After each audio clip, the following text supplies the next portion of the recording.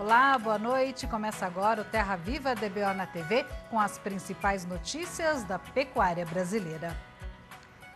O programa Agro Nordeste leva conhecimento e capacitação aos produtores do Nordeste e Norte de Minas Gerais. O seu Valdir tem uma história emocionante para contar. Em Japonvar, norte de Minas, o Valdir, mais conhecido como Dico, é uma inspiração para os produtores de leite da região.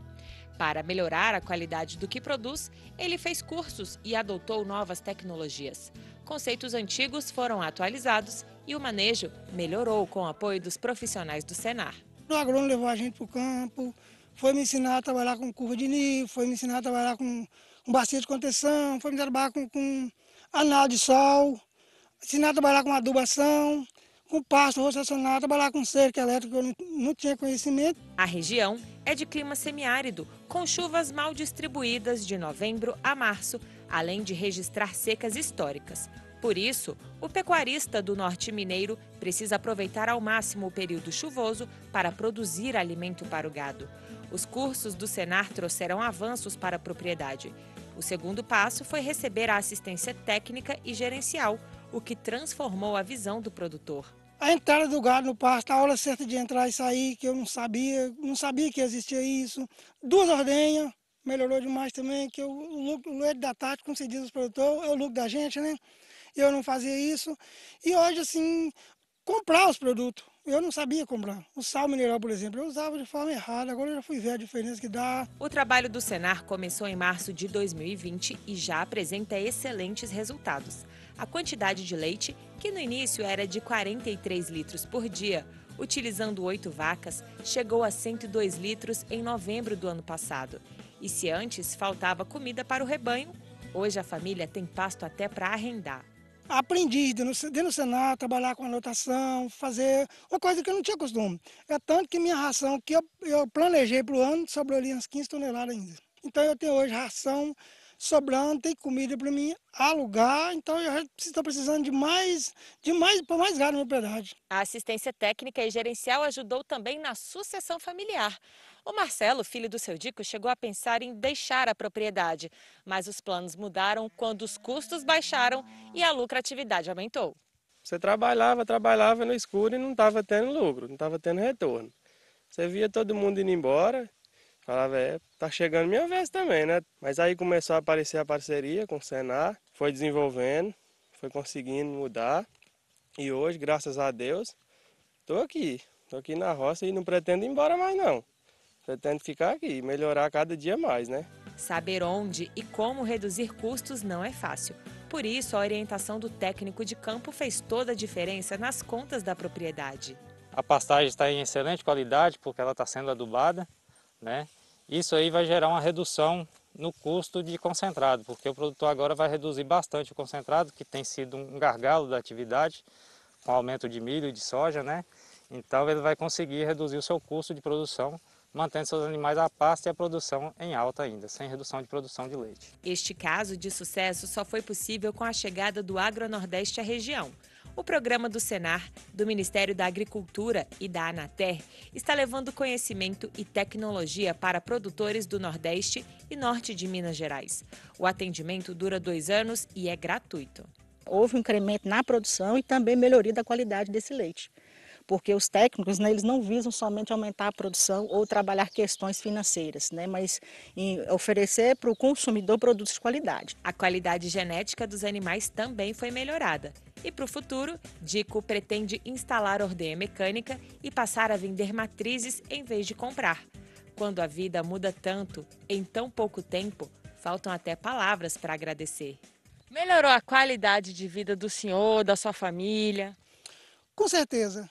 A minha família hoje, eu tenho assim... Graças a Deus a minha família está unida comigo aqui. Minha esposa vem me apoiando bastante. Tem meu filho aqui que está me acompanhando, né? A gente tem orgulho de ter ele do lado da gente. Eu vejo muitos outros aqui que tem que ir para fora trabalhar, o meu já não precisa mais. E eu tenho minha filha que está lá em Montes Claros, também não está na cidade, mas também faz parte do grupo. Um trabalho em conjunto e no final a gente vê resultado, né? Bacana. O DBO vai para o primeiro intervalo. É rápido, até já. De volta com o Terra Viva DBO na TV. E nós vamos ver agora técnicas para amenizar o estresse dos animais.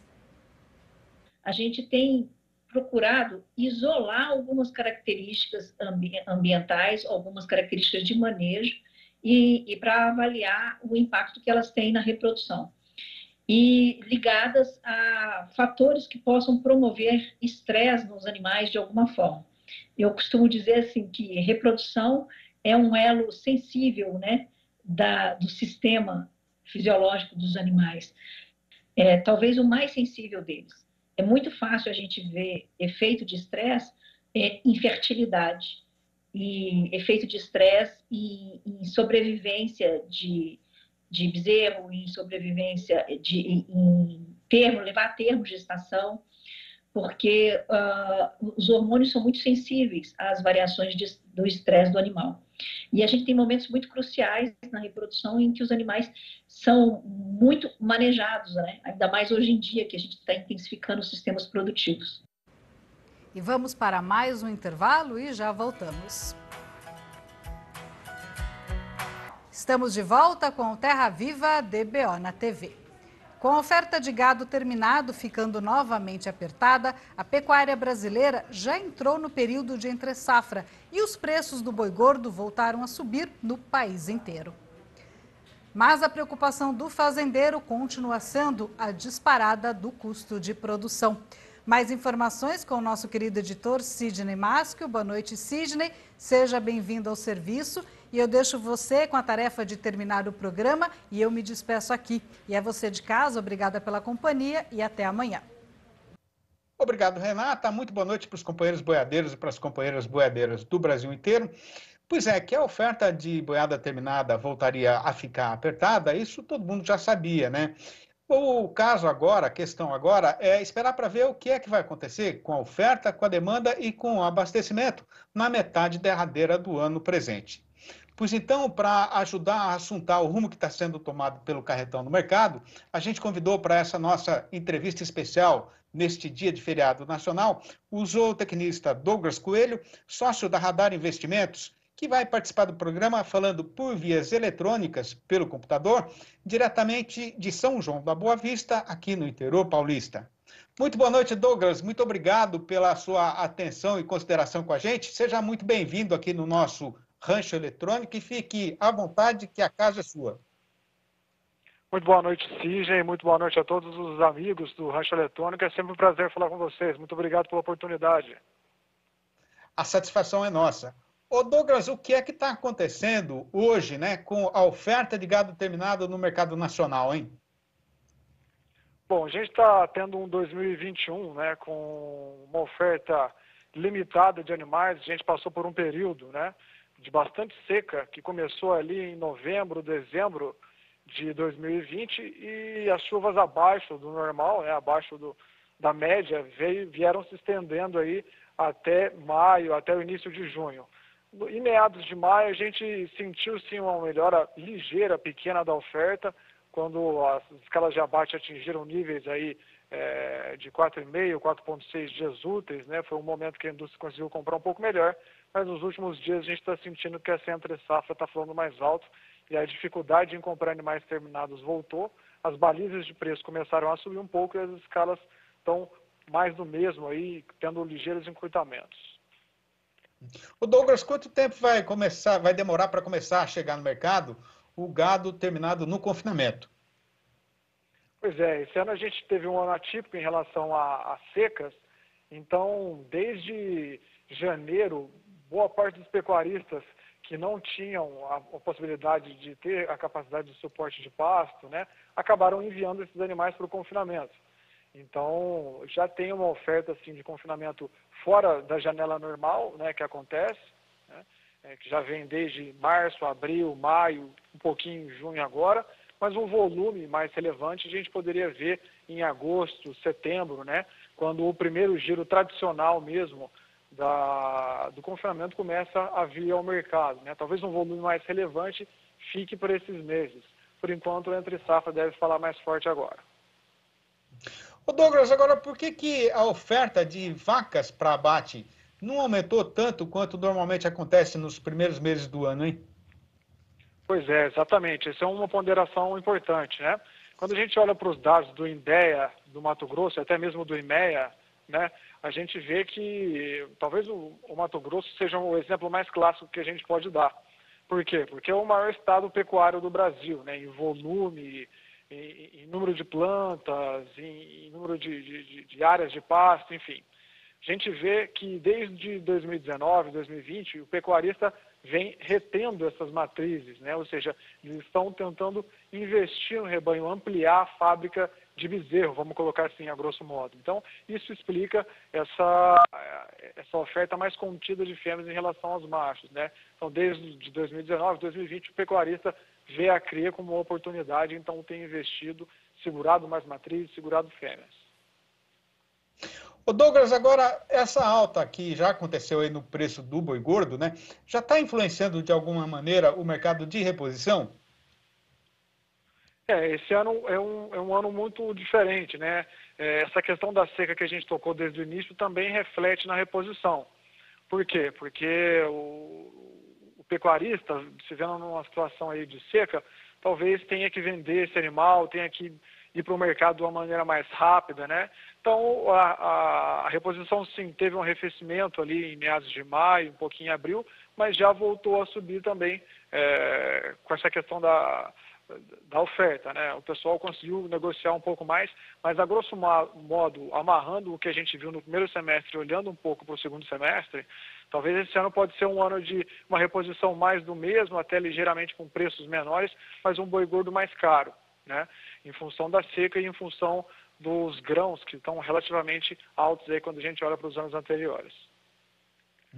Agora, vai ter gado magro e gado de reposição em quantidade suficiente para atender a demanda nessa próxima temporada? Sim, sim.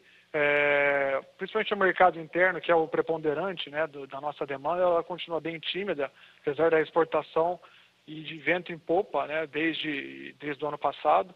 Mas o que a gente tem é necessário sim para atender essa demanda, né? A gente tem que ficar bem atento ao dólar, né? Porque a exportação como uma via muito importante do escoamento se firmou como uma via mais importante ainda em 2020, né? A gente tinha em mente aquela visão de 65 mercado interno, 35 exportação, talvez pode estar até um pouquinho acima disso, né?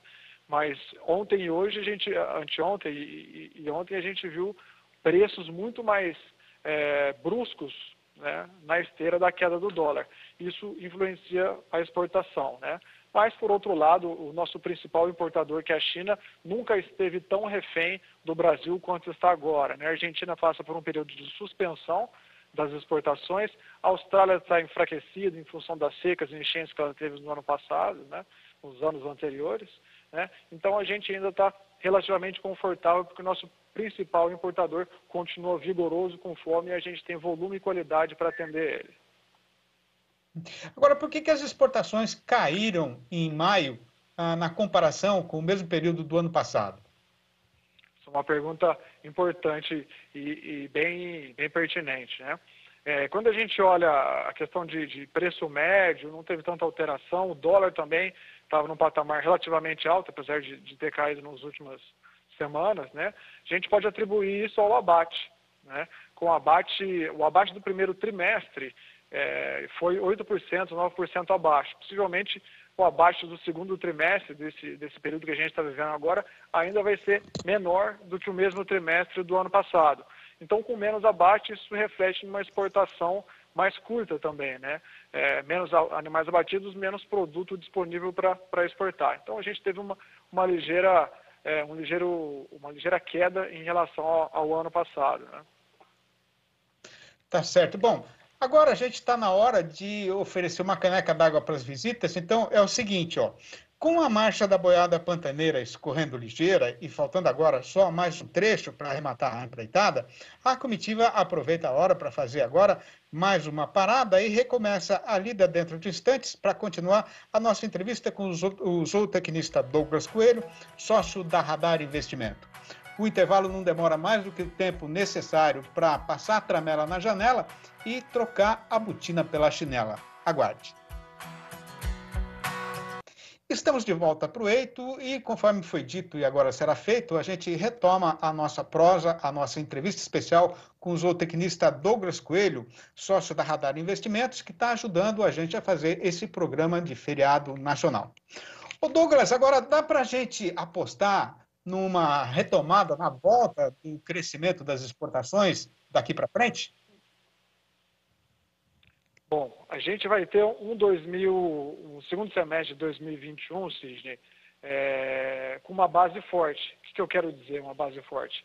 O segundo semestre de 2020, ele teve uma média de embarque, né, de carne bovina in natura exportada pelo Brasil ao redor dos 155, 154, 157 mil toneladas, né? Então, mesmo que a gente tenha uma arrancada forte, que a gente acredita que a China continua como um grande, forte e estratégico parceiro, né? Essa base de comparação é muito forte.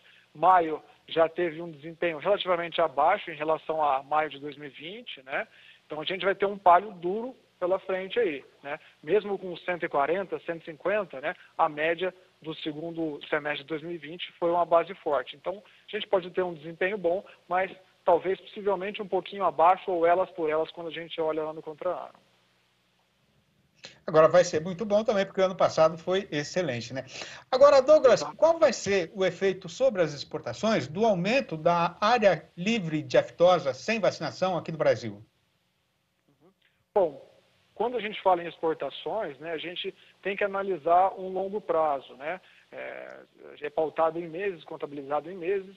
Então, acho que esse efeito é um efeito positivo, sim, mas a médio e longo prazo. Talvez um dos pontos que a gente tem que somar com essa boa notícia que você está transmitindo com a gente o próprio trabalho da ministra Tereza, né? Ela fez um bom trabalho de abertura de mercados, não só para carne bovina, para as outras carnes, mas para produtos agropecuários também, que eu acho que isso soma uma boa cesta de bondades, vamos colocar assim, mas sem dúvida isso é positivo olhando a médio e longo prazo para o Brasil, né? Querendo ou não, traz mais confiança, a gente tem mais mercados abertos, né? E é um carimbo, uma boa vitrine para nós.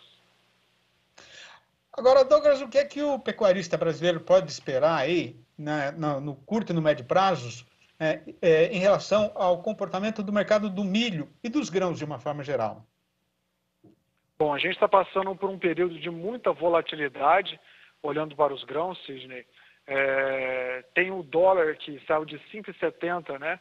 E durante essa semana fez mínima em 5,07, muito rápido. Isso precifica a paridade de exportação, principalmente no segundo semestre, entre agosto e setembro. E outro fator também que a gente ponderou no início da nossa conversa são os fatores climáticos, né? A gente teve uma área plantada da safrinha maior, então os preços foram remuneradores e aí o agricultor aumentou a área plantada da safrinha, mas essa safrinha foi plantada fora da janela com um déficit hídrico relevante, significativo. Então, nas próximas semanas a gente pode ter mais sensibilidade, né, de alguns outros órgãos que estimam o tamanho dessa safrinha. A gente teve o IMEA nessa semana, né, ponderando aí uma queda de produtividade no Mato Grosso ao redor de 7%. O Paraná também está fazendo as suas estimativas com o DERAL, né? Possivelmente a gente deve ter mais revisão de estimativas de redução da safrinha, de produção, justamente num período em que o plantio dos Estados Unidos está sendo finalizado e o dólar está vindo para um patamar muito baixo. Então, é uma combinação de fatores que a gente tem que ficar bem atento, né? A paridade da exportação em agosto e setembro com dólar 5 ou até abaixo de 5 e o tamanho dessa safrinha que vai ser, vamos colocar assim, precificada, né, com mais sensibilidade nas próximas semanas. O Douglas, agora com o custo de produção nas alturas em que ele está hoje, né, o que é que vai acontecer aí com o confinamento? Bom, o confinamento, ele foi meio que, não vou falar assim estimulado, mas ele foi até meio que forçado em 2021 em função da seca. Então a gente vê nas nossas pesquisas aqui que grandes boitéis, grandes confinamentos, o pessoal da alta tecnologia tem tido boa demanda, né, para alocação de animais nesse tipo de engorda desde o início do ano. Então, cada vez mais, quando a gente conversa com o pessoal, com os players, né, os participantes, frigoríficos, pecuaristas, o grande boitel, o grande confinador de alta tecnologia, ele está tendo uma boa demanda e ele está rodando praticamente cheio, mês após mês, enquanto aquele menor ele está um pouco mais pé atrás, ele não tem tanta tecnologia, talvez ele não tenha uma ferramenta de proteção na bolsa, não tem uma fabricação, ele está mais limitado.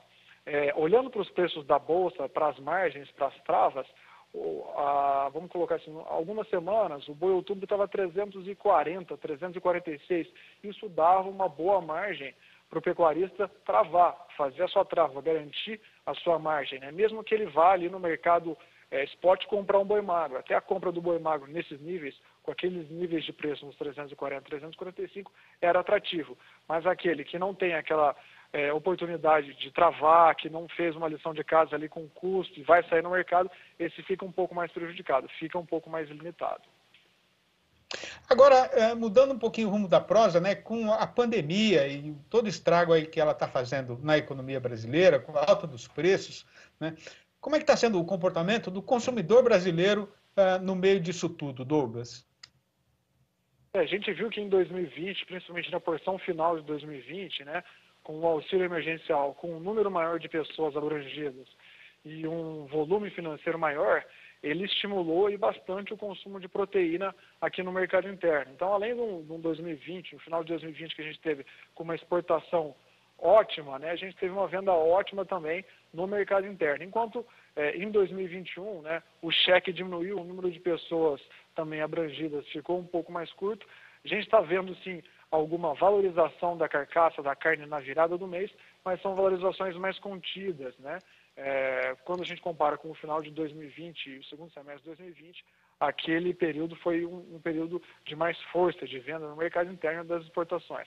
A gente está confiante, acredita que a gente vai vencer essa pandemia, né, conforme a vacinação avançar, estamos bastante confiantes em relação a isso, né? E acho que só isso que vai realmente destravar a questão de serviços, de empregos e poder fazer com que o brasileiro retome as compras no ritmo normal que ele fazia antes também. Muito bom. Só para reforçar, então, o que é que o mercado futuro está falando disso tudo?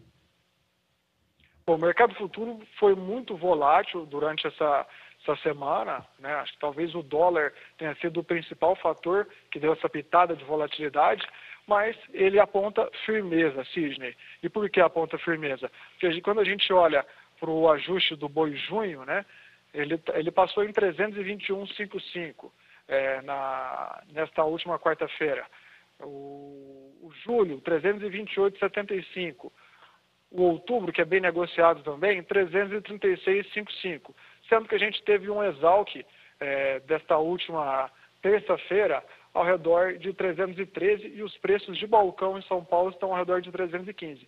Então, o mercado futuro como um todo, né, o mercado futuro frigoríficos, bancos, pessoa física, fundos, estão acreditando, né, que a arroba é firme, que a expectativa deles para o último dia, 5 últimos dias de cada mês, é de valorização a partir dos preços que a gente tem. Claro que esse mercado é bem dinâmico, mas hoje o mercado futuro aponta firmeza.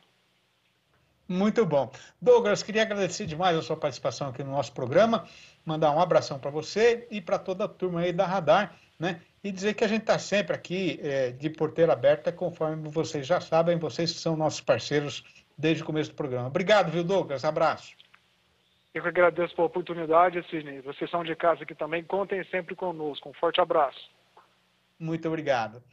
Bom, e hoje, por conta do feriado de Corpus Christi, né, o nosso mercado boiadeiro ficou parado e a gente vai ficar devendo para o companheiro fazendeiro o noticiário e o nosso comentário a respeito da evolução da arroba na praça e do valor que está sendo falado como a sua cotação.